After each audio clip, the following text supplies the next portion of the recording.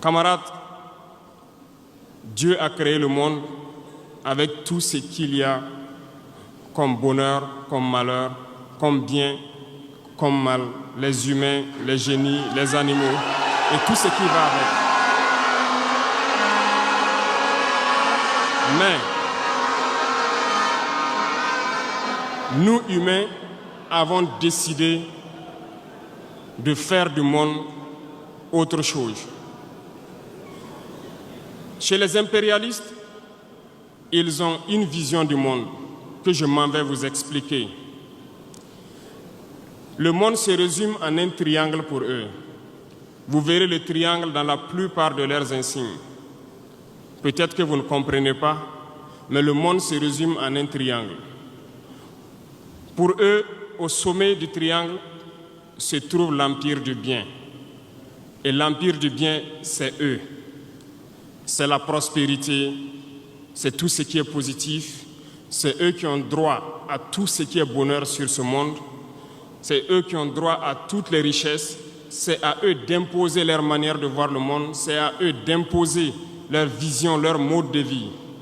Voilà pourquoi pendant la colonisation ou leur conquête, je dirais, ils venaient vers nos terres et ils disaient qu'ils ont découvert nos terres parce que pour eux, nous sommes des sauvages.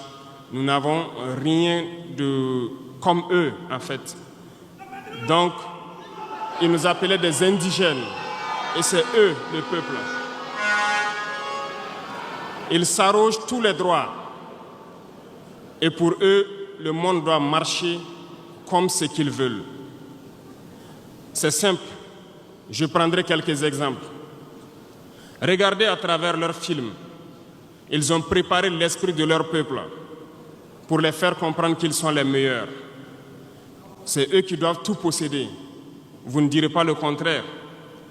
Dans tous leurs films qu'ils propagent, vous trouverez toujours les méchants. Ce sont soit les Russes, soit les Sud-Américains, soit les Noirs qui jouent les mauvais rôles de trafiquants de drogue, de proxénètes, de trafic d'humains, jusqu'à un passé récent, bien sûr. Vous trouverez les Arabes qui jouent le rôle des terroristes. Voilà un peu comment ils perçoivent le monde.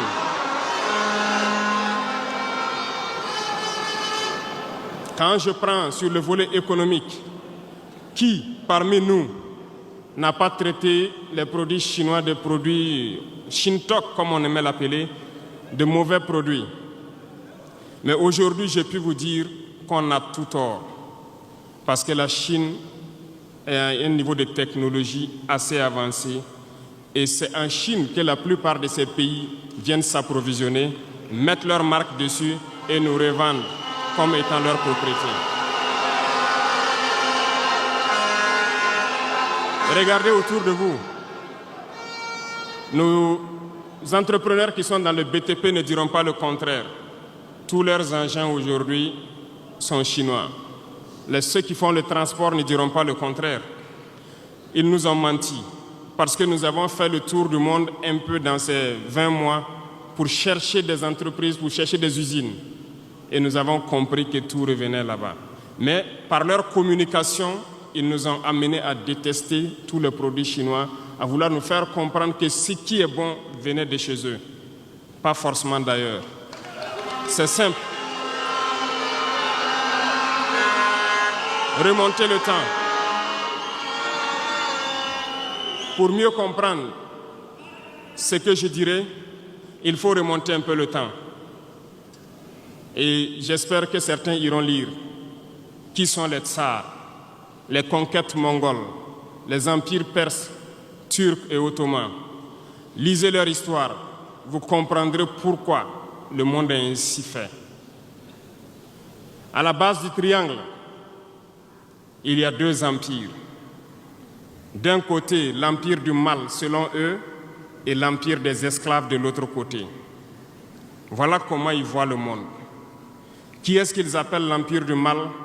Ceux dont je viens de citer tout de suite l'origine, et je vous ai dit de remonter le temps, allez-y lire, vous comprendrez pourquoi ils sont l'empire du mal à leurs yeux.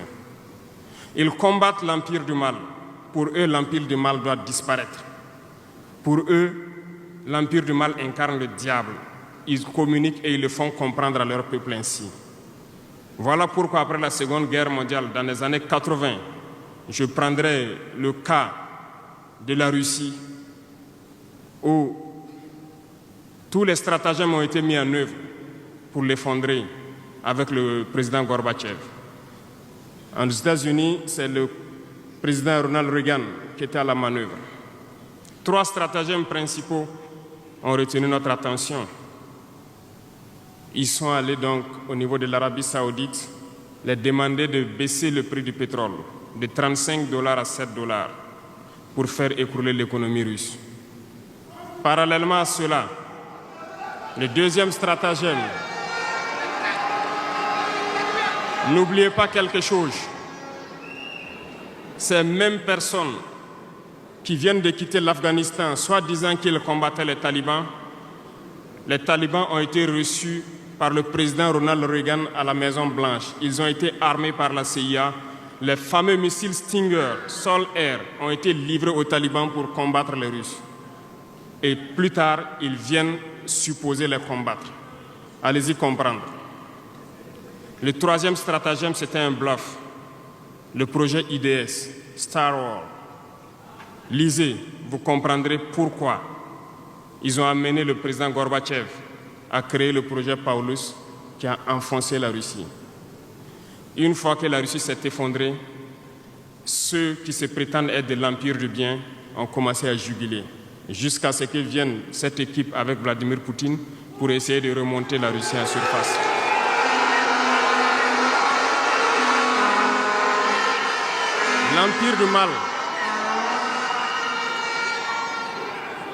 L'Empire du mal, selon eux, a beaucoup souffert.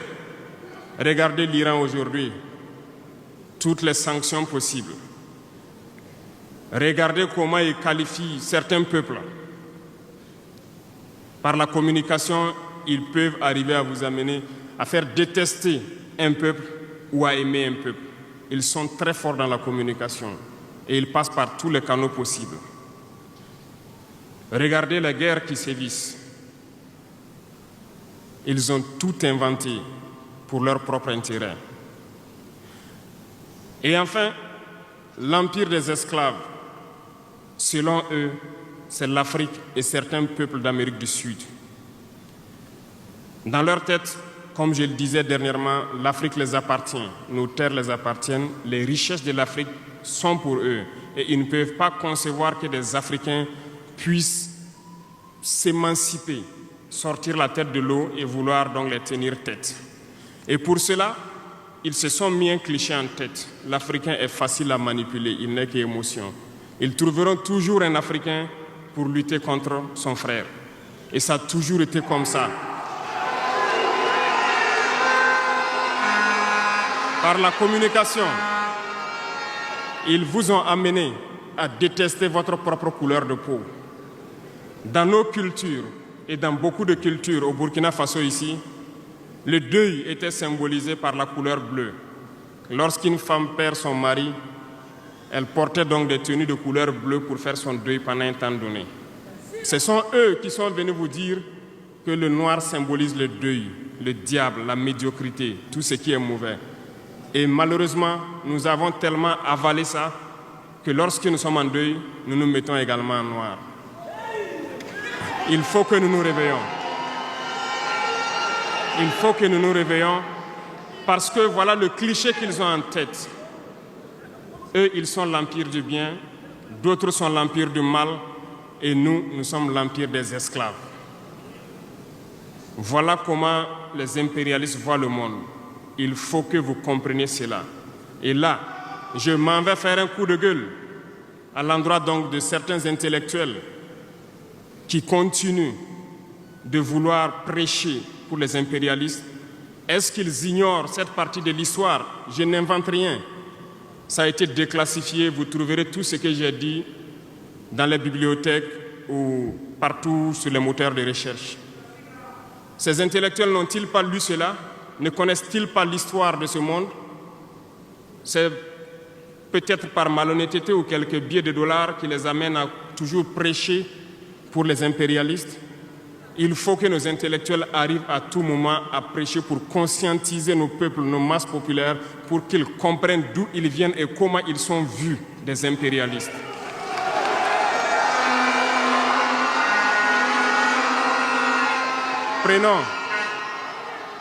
Prenons l'histoire de quelques guerres. Vous avez suivi la guerre d'Irak. Un gros mensonge qui a été inventé, soi-disant de possession d'armes de destruction massive.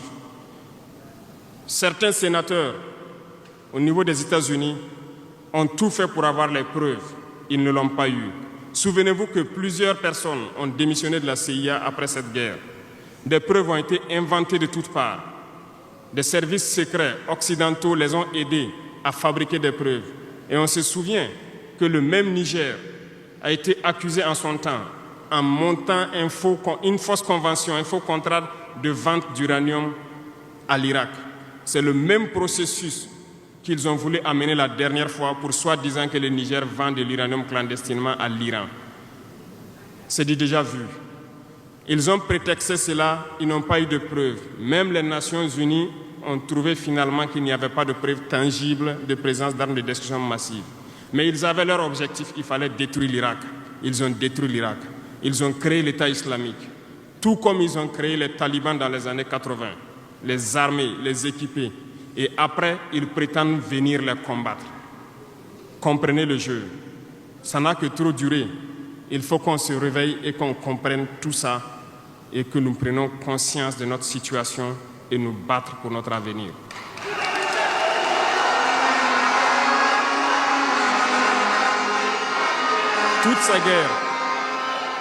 Toutes ces guerres ont été inventées, passant par l'Irak, la Syrie, la Libye, dans le but de déstabiliser le monde à leur profit, parce que nul ne doit pouvoir les égaler. C'est ce que nous vivons aujourd'hui dans le Sahel aussi à travers le terrorisme qu'ils nous ont imposé, parce qu'ils trouveront toujours des Noirs qui vont s'exciter et qui vont prendre les armes contre leurs frères noirs. C'est ce que nous vivons. Et ils n'ont jamais quitté ce modèle. Malheureusement, beaucoup de gens leur donnent raison. À cause de quelques billets de dollars, ils se vendent très moins cher à l'ennemi, à l'impérialiste, et ils se mettent à combattre leurs frères. Je voulais faire ce petit historique du monde pour que vous compreniez comment l'impérialisme voit notre monde. Ça se résume en ce petit triangle. Après cela, dans cette deuxième phase, je dois vous expliquer pourquoi nous devons nous battre. Une petite histoire. En 2015, à Tombouctou, lorsque nous avons rencontré, j'étais chargé de la sécurité donc, de la plateforme aéroportière. Dans les patrouilles, nous avons rencontré des individus qui rôdaient autour. Un de ces individus était manchot. Je lui ai fait comprendre que c'était dangereux de rôder autour de la base parce qu'ils peuvent se faire tuer. Il m'a dit qu'il voulait se faire tuer, il voulait mourir. Et j'ai cherché à comprendre leur histoire. Certains étaient fous, d'autres étaient normaux, mais ils cherchaient à mourir à cause du terrorisme. Ils nous ont expliqué que lorsque les terroristes sont rentrés à Tombouctou, le manchot qui m'expliquait ça, un soir, les terroristes se sont pointés à son domicile. Ont voulu violer sa femme devant lui. Il s'est opposé. Ils sont repartis. Le lendemain, on est venu le pêcher à la maison, l'amener à la place publique. On l'a accusé de vol. On a tranché sa main, on l'a battu. Il est reparti à la maison. Son fils, qui avait 16 ans, qui s'occupait de sa main, ils sont revenus. Ils ont violé la femme. Ils ont enlevé son fils. Ils ont continué à violer sa femme pendant des jours, jusqu'à ce que la femme se suicide. Et ils ont amené son fils, il n'a plus retrouvé son fils. Et lui, il préfère mourir. Voilà pourquoi il marche autour.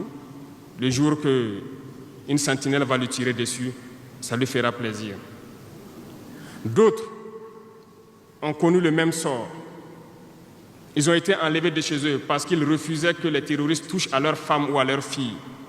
Et le lendemain, on vient les soustraire, on les amène à la place publique, on les battait à sang.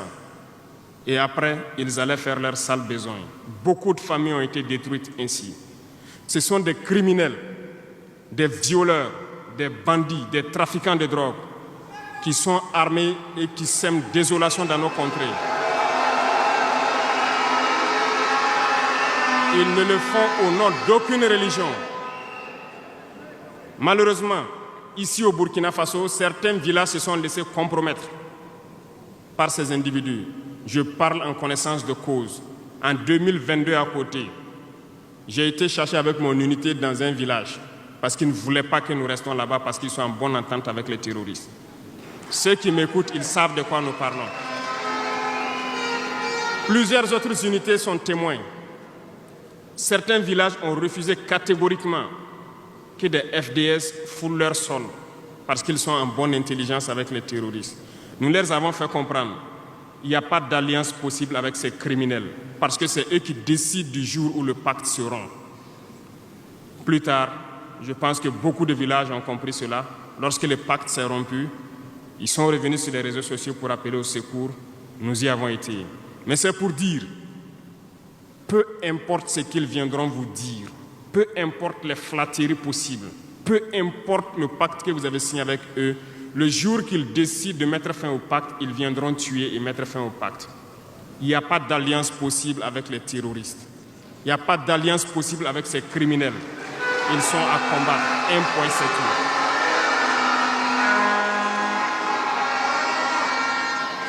Aujourd'hui, nous constatons un phénomène, malheureusement, dans nos villes ici. Certaines personnes se plaisent à passer de cour en cour, à faire comprendre aux épouses de certains FDS et certains VDP, aux familles de certaines personnes tombées pour la patrie, que eux, ils avaient une solution pacifique avec les terroristes. C'est nous qui avons voulu faire la guerre. Voilà pourquoi tout ça se passe. Comment est-ce que des êtres humains, voyant tout ce qui se passe, comprenant le monde, peuvent avoir de tels propos? Ne vous détrompez pas. Soit nous les combattons ou ils nous combattent. C'est tout.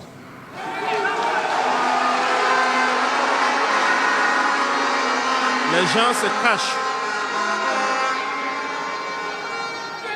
Ces gens se cachent soi-disant derrière un semblant de dialogue ou de négociation. Encore, ils vont vous ramener à traîner dans la boue. C'est ça l'objectif de l'impérialisme, que le fléau dure, que ça dure dans le temps, que vos États ne soient pas structurés et qu'on continue de profiter de vos richesses. Plus ça dure, plus ça les arrange. Et malheureusement, ces individus qui passent de cour en cour font le jeu des impérialistes. S'ils m'entendent, qu'ils arrêtent maintenant, parce qu'ils iront combattre eux-mêmes.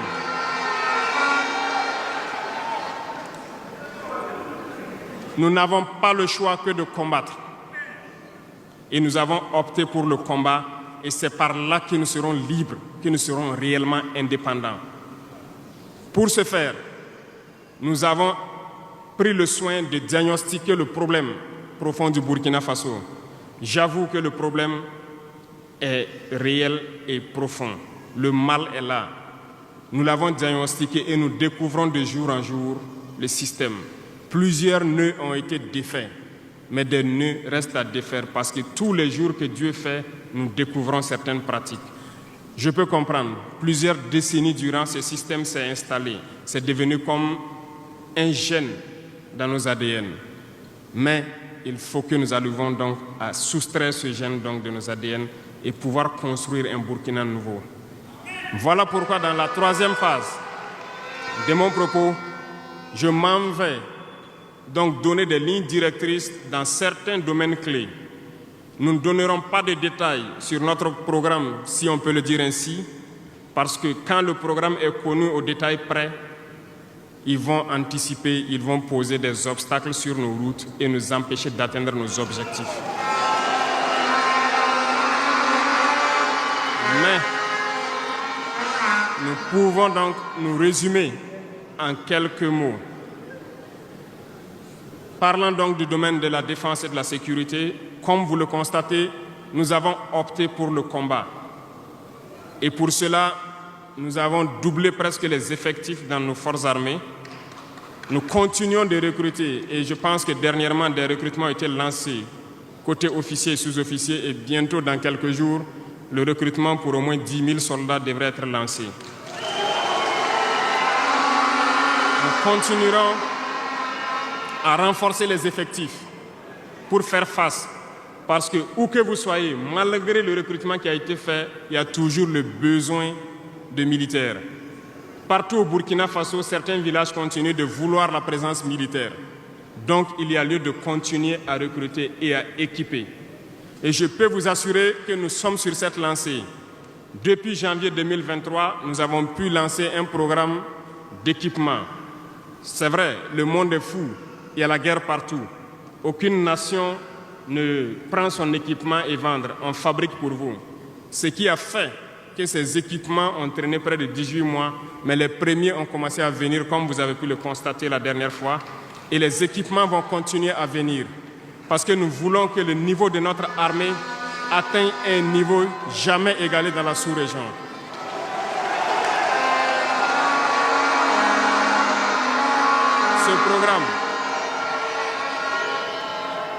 Ce programme d'équipement va se poursuivre.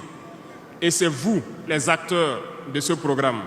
Parce que depuis que nous nous battons, j'ai pu vous dire, ces soi-disant amis du Burkina qui étaient là depuis longtemps, qui sucent nos richesses, même une seule cartouche de Kalachnikov, nous n'avons reçu de personne pour faire notre combat. C'est vous qui payez. Et nous continuerons à faire corps avec notre peuple pour pouvoir mener cette lutte.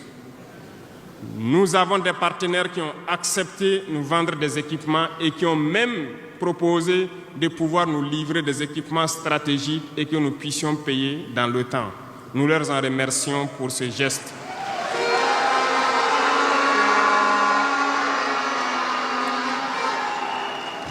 Et nous disons encore merci au peuple qui a compris le sens du combat, qu'il faut que nous nous battons. Si nous ne nous battons pas, ils viendront nous chercher chez nous, comme dans un poulailler ou dans une bergerie. Chaque matin, ils choisiront qui ils veulent pour aller exécuter sur la place du public, pour faire peur aux autres, aller trancher des mains ou des pieds sur la place publique pour faire peur aux autres. C'est comme ça leur tactique. Nous allons nous battre. Et nous nous donnerons les moyens pour y arriver. S'il arrive demain que nous sommes coincés dans une certaine lancée, nous viendrons encore vers le peuple et demander encore plus de sacrifices pour pouvoir atteindre l'objectif. Parce que malgré vos cotisations, je vous le disais tantôt, certaines puissances ont refusé de nous vendre les équipements, ont bloqué les équipements que nous avons achetés dans certains pays parce qu'ils ont la licence de certains composants. Et ces puissances exploitent des minerais au Burkina Faso. Je le dis ici, haut et fort et solennellement. Ça va s'arrêter. Nous allons retirer des permis d'exploitation. Nous n'allons pas permettre cela.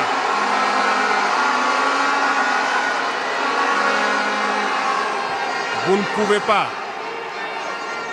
exploiter nos ressources et refuser de nous vendre des équipements, faire bloquer nos équipements. Nous n'allons pas accepter. Qu'ils s'attendent, nous allons récupérer nos permis d'exploitation et nous allons l'exploiter nous-mêmes.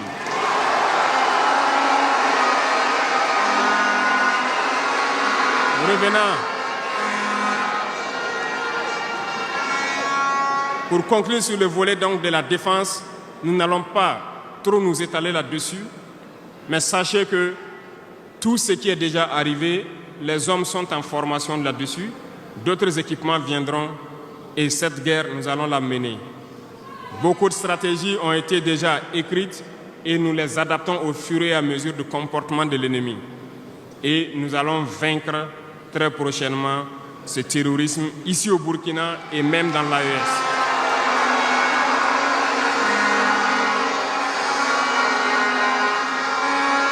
Pour ce qui concerne le domaine donc de la fonction publique, pendant longtemps, nous avons passé le temps à mettre en garde un certain nombre d'acteurs.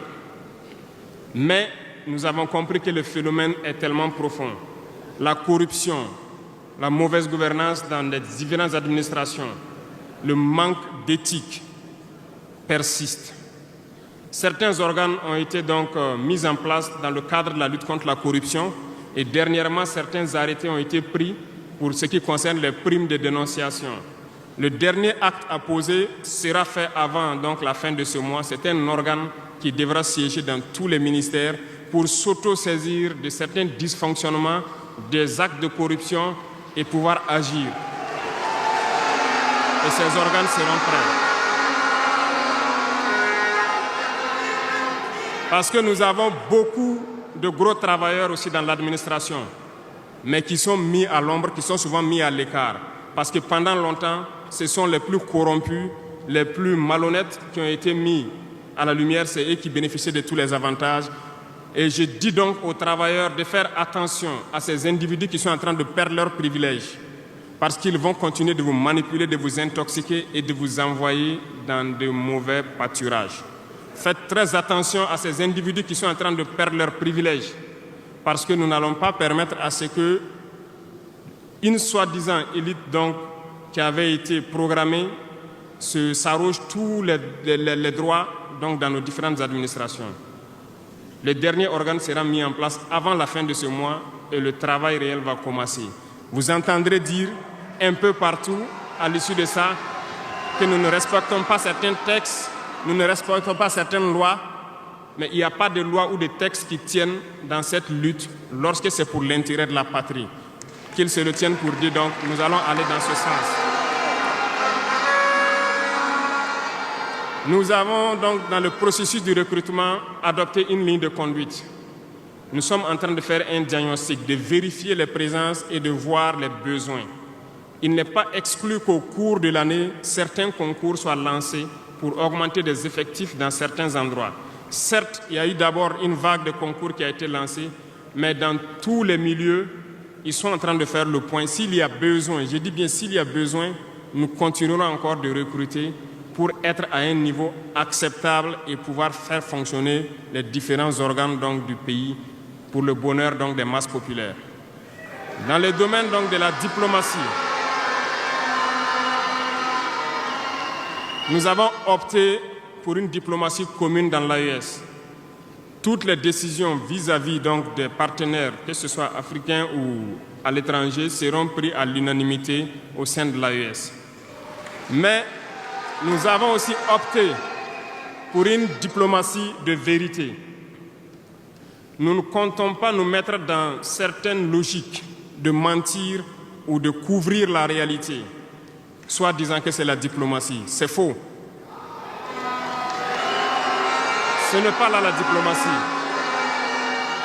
Je puis vous dire que ce que vous voyez en superstructure, lorsque les gens viennent en audience et sortent pour parler au micro, ce n'est qu'une partie visible de l'iceberg. Ce qui s'est passé à l'intérieur dans les huis clos, ça n'a rien à voir avec la diplomatie. Et nous nous sommes donc inscrits dans cette logique de dire clairement les choses au peuple. Certains vont nous critiquer, d'autres même iront à dire que non, un chef d'État ne doit pas parler comme ça, un chef d'État ne doit pas faire ça. Mais nous leur disons que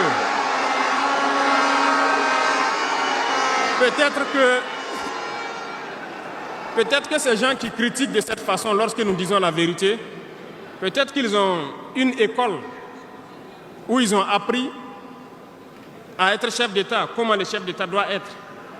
Sinon, je n'ai pas encore vu cette école. Et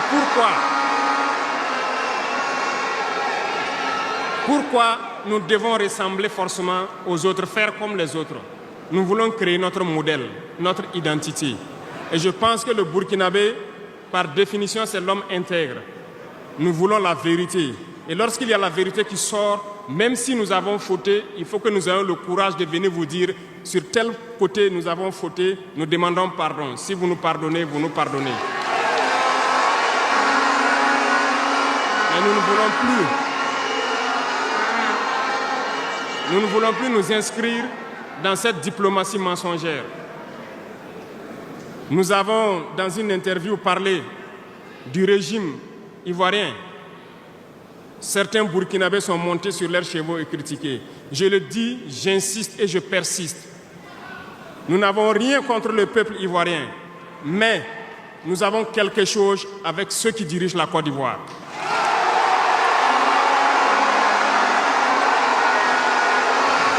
Nous le disons et nous le répétons encore.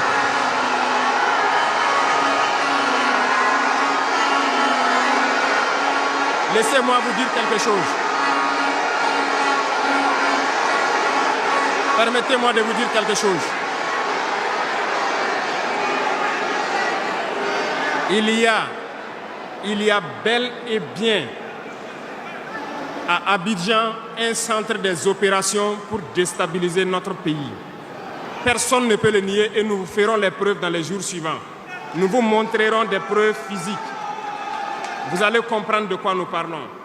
Personne ne viendra nous dire qu'au Bénin, il n'y a pas de base française dirigée contre nous. Nous avons les preuves sous la main. 2 bases importantes.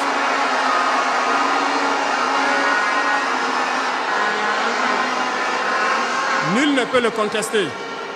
Et je les mets au défi. Et nous n'avons rien contre le peuple béninois. Là, nous avons un problème avec la politique des dirigeants béninois. Et nous le disons haut et fort encore. Dans cette diplomatie, nous avons décidé de dire la vérité. Il y a bel et bien 2 bases. Une vers Kandi et l'autre en allant vers Porga ou je ne sais pas quelle localité. Des pistes ont été réaménagées à plus de 3000 mètres de long. Des avions atterrissent. Les gens équipent et forment les terroristes là-bas. Nous avons des enregistrements audio d'agents français au Bénin là-bas qui se jouent le centre des opérations des terroristes. Ils montent les opérations avec eux. Ils les aident à se soigner. Ils font tout ce qu'il y a là-bas. Nous avons tous les détails sur eux. Et vous ne voulez pas qu'on le dise à notre peuple? On va le dire. Si vous ne le voulez pas,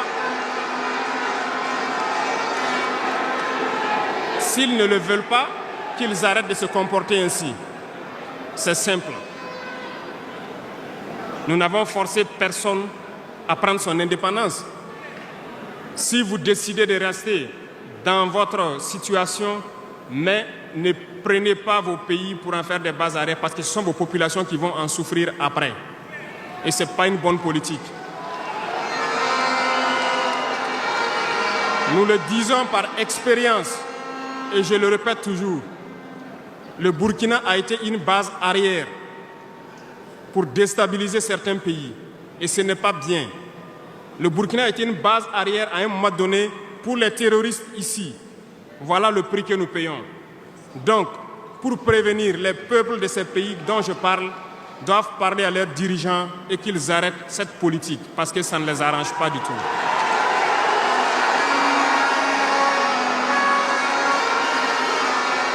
Pour venir,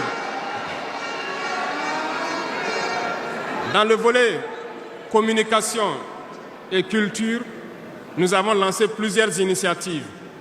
Au cours de l'année 2024, vous avez pu célébrer avec nous donc, le mois donc, de consommation locale. Nous avons eu les journées traditionnelles, le mois du patrimoine. Beaucoup d'activités ont été menées. Nous allons continuer à ramener donc, en surface, donc, notre culture, parce que c'est de là que nous retrouvons